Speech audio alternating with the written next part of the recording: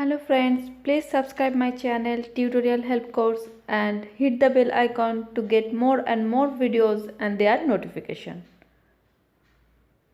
Today we will talk about the labor suffering during lockdown period.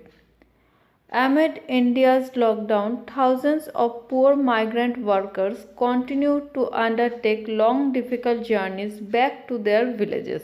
Indians have taken to Twitter, Facebook once again to share videos and photos highlighting their plight as these poor laborers struggle for food, basic necessities and means of transport. One such video that went viral was that of an 11-year-old migrant worker cycling a rickshaw cart while his tired parents race behind. He does so to help his father, who gets exhausted after cycling for long distance. The boy said that they were traveling from Uttar Pradesh to their home in Bihar.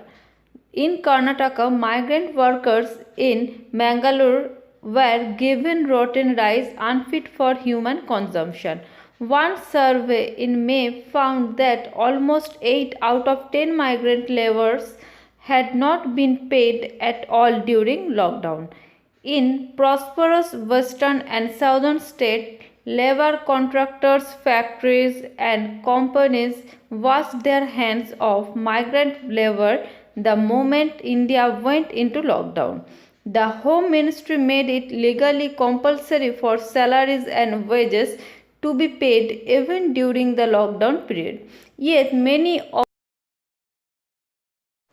of our disgraceful capitalists did not even pay wages for the days the laborers had worked.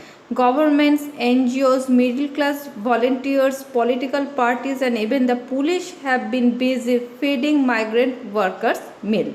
Railways arranged Shramik special trains, but the passengers had to suffer a lot during their long journey.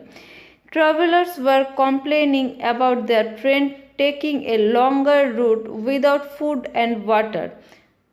Really, the laborers have been suffering a lot.